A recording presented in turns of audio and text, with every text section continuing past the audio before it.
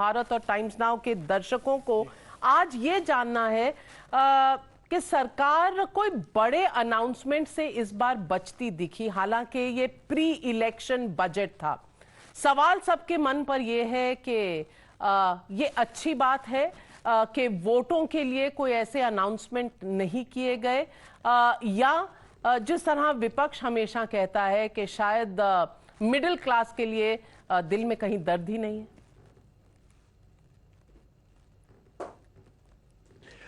नविका, पहली बात तो मैं ये कहना चाहूंगा कि ये बजट एक ऐसी सरकार का है जिसको अपने ऊपर बहुत विश्वास है और कॉन्फिडेंस से बजट किया गया है, जिसमें बिल्कुल पॉपुलिज्म नहीं है, इलेक्शन की पॉपुलिज्म नहीं है, क्योंकि इस सरकार ने पिछले 10 सालों में बहुत काम किया है। घर बनाना हो, बिजली देनी हो, सड़कें बनानी हो या पाइप्ड वाटर कनेक्शन देना हो, जिसने बहुत काम कर दिया है ग्राउंड पे पहले ही 10 सालों में। तो इसमें पॉपुलिज्म नहीं है इस बजट में। दूसरा, ये एक ऐसा बजट है जिसमें सरकार की बिलीफ है मैक्रो इकोनॉमिक फंडामेंटल्स में, और ये बहुत आवश्यक है सरकार के लिए कि हमारी इकोनॉमी, ये लॉन्ग टर्म पर्सपेक्टिव देख के बजट बनाया गया है कि हमारी मैक्रो इकोनॉमिक फंडामेंटल्स अच्छे रहें। और इसलिए फिस्कल डेफिसिट का क्लियर रोड मैप दिया कि अगले साल फिस्कल डेफिसिट 5.1 पे आएगा, 2025-26 में 4.5 पर आएगा, 4.5% पे। और ये मेरे विचार से बड़ा सराहनीय कार्य है, क्योंकि इससे फिस्कल डेफिसिट जब लो होगा मतलब गवर्नमेंट मार्केट से बोरोइंग अपनी कम करेगी, और मार्केट जब अपनी बोरोइंग सरकार कम करेगी तो इंटरेस्ट रेट गिरेंगे, और जब इंटरेस्ट रेट गिरेंगे मतलब प्राइवेट सेक्टर बैंक से लोअर रेट ऑफ इंटरेस्ट पे पैसे बोरो करके अपने अपने प्रोजेक्ट्स लगा पाएगा और इंफ्रास्ट्रक्चर कर पाएगा।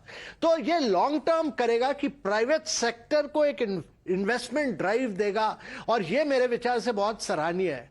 दूसरी चीज ये है कि जो इंफ्रास्ट्रक्चर का एलोकेशन है 3.4% कैपेक्स जो रखा है, वो भी बहुत सराहनीय है, क्योंकि वो 3.3 से 3.4 बढ़ा। पर इससे क्या होगा कि ये क्राउड इन करेगा प्राइवेट सेक्टर को, और प्राइवेट सेक्टर इन्वेस्टमेंट इकोनॉमी में आना बहुत आवश्यक है। तो दोनों, ये फिस्कल डेफिसिट और प्राइवेट कैपेक्स 3.4% पे प्राइवेट कैपेक्स को पुल इन करेगा। पर जो सबसे सराहनीय कार्य है जो इस बजट में है मेरे विचार से, वो जो 1 लाख करोड़ की R&D की स्कीम है, जो 50 साल तक R&D का लोन देगा प्राइवेट सेक्टर को R&D बढ़ाने के लिए और डीप टेक करने के लिए। और ये मेरे विचार से बहुत आवश्यक है, क्योंकि भारत को कई सनराइज सेक्टर्स ऑफ ग्रोथ में जाने की आवश्यकता है, और इससे R&D पर पुश होगा। और दूसरा कि 75,000 करोड़ जो स्टेट्स इंफ्रास्ट्रक्चर पर लगाएंगे पैसा, उस पर जो पैसा दिया जाएगा उस पर भी लॉन्ग टर्म लोन का पैसा होगा। और मेरे विचार से जो ग्रीन एनर्जी और ग्रीन इकोनॉमी पर पुश दिया है, सोलर रूफटॉप हो, और उसमें भी जो स्कीम दी है कि 300 यूनिट अगर आप अपने घर पे लगाते हैं तो 300 यूनिट का आपको एग्जेम्पशन मिलेगा, और उसके अलावा ईवी को पुश किया है। अमिताभ कांत जी, सवाल ये है कि अच्छी चीजें हुई हैं बजट में, लेकिन सवाल लोगों के मन में अब भी यही है, टैक्स का क्या, मध्य इनकम ग्रुप का क्या, नौकरियों का क्या, क्योंकि प्राइवेट इन्वेस्टमेंट उतनी नहीं आई जितनी एक्सपेक्टेड थी, और जॉब्स पर अभी भी प्रेशर है। इसका आप क्या जवाब देंगे? तो नविका जी, जैसे कि पिछले बजट्स में आपने देखा था कि जब प्राइवेट सेक्टर इन्वेस्टमेंट नहीं आ रहा था तो गवर्नमेंट ने अपना इन्वेस्टमेंट बढ़ाया। वो 2013-14 में 1% था, वो 3.3% कैपिटल एक्सपेंडिचर ले गया। इसीलिए करीब 88,000 किलोमीटर सड़कें बनी, ट्रेन्स बनी, हमारे यहाँ हाई स्पीड बना, मेट्रोज बनी, क्योंकि गवर्नमेंट ने अपना एक्सपेंडिचर बढ़ाया। पर अब private sector investment kick in हो गया है, और क्योंकि private sector investment kick in हो गया है तो गवर्नमेंट को अपना कैपेक्स एक्सपेंडिचर, गवर्नमेंट ने अभी भी 3.3 से 3.4 बढ़ाया, पर फिस्कल डेफिसिट कम किया। जब फिस्कल डेफिसिट कम करता है मतलब गवर्नमेंट अब कम बोरो करेगा मार्केट से, और इसका मतलब है रेट ऑफ इंटरेस्ट गिरेंगे, और इसका मतलब है बैंक्स के रेट्स भी गिरेंगे। तो प्राइवेट सेक्टर को लेंडिंग कम रेट पर मिलेगी, और भारत में इंफ्रास्ट्रक्चर और इन्वेस्टमेंट के लिए लोन्स कम रेट पर मिल पाएंगे, और इंडियन इकोनॉमी को किक ऑफ मिलेगा प्राइवेट सेक्टर से।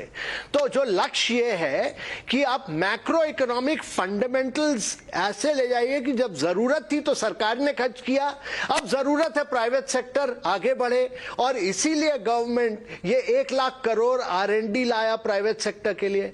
गवर्नमेंट इस बजट से ये दिखाता है कि गवर्नमेंट ने, भारत सरकार ने बहुत रिफॉर्म्स किए। अब जो रिफॉर्म्स आने हैं स्टेट्स को लाने हैं, तो 75 माइलस्टोन बेस्ड 75,000 करोड़ रखे गए हैं कि जो जो रिफॉर्म्स लाएगा उसके लिए 75,000 करोड़ इंफ्रास्ट्रक्चर के लिए दिए जाएंगे।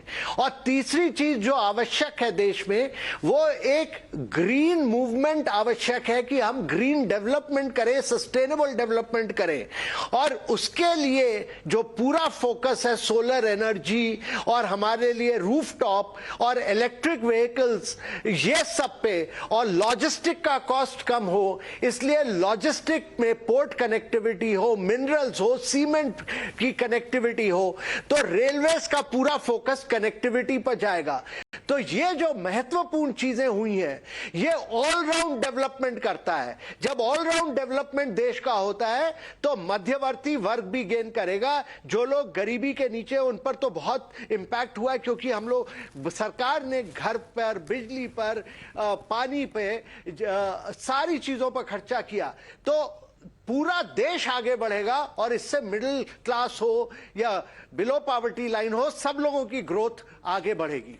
जाने से पहले बस एक ही सवाल पूछना चाहूंगी अमिताभ कांत जी कि सरकार ने कोई ऐसे बड़े अनाउंसमेंट्स नहीं किए लोगों को लुभाने के लिए। क्या इससे ये दिखता है कि जो टेम्पटेशन थी, जो एक हर किसी को एक लालच होता है कि कुछ वोट बटोर लो लास्ट मिनट में कुछ अनाउंस कर को, उसको रेजिस्ट किया गया है, या कॉन्फिडेंस ही इतना है कि आएगा तो मोदी ही? नहीं, देखिए, सरकार को अपने ऊपर बहुत विश्वास है। ये पॉपुलिस्ट सरकार नहीं है। तीसरी चीज, ये सरकार लॉन्ग टर्म विजन से चल रही है, 2047 की विजन से, अमृतकाल के पीरियड में कैसे भारत की ग्रोथ बढ़ाई जाए। और ये सरकार कभी भी पॉपुलिस्ट मेजर्स नहीं लेती है, और ये इंफ्रास्ट्रक्चर फोकस्ड है, long term macro economic fundamentals focused है, और इसमें इस सरकार को अपने ऊपर कॉन्फिडेंस है कि ये दोबारा आकर लॉन्ग टर्म बजट फिर प्रेजेंट करेगी। तो ये मेरे विचार से बहुत देश के लिए जरूरी था कि कोई पॉपुलिस्ट मेजर्स ना लिए जाएं, और जिससे कि पूरी इकोनॉमी फिर से बर्बादी की तरफ जाए। वो कुछ नहीं किया ऐसा सरकार ने। Thank you very much Amitabh Kant ji हमारे साथ जुड़ने के लिए, और टाइम्स नाउ और टाइम्स नाउ नवभारत के व्यूअर्स को first coach in government response देने के लिए आपका बहुत बहुत धन्यवाद।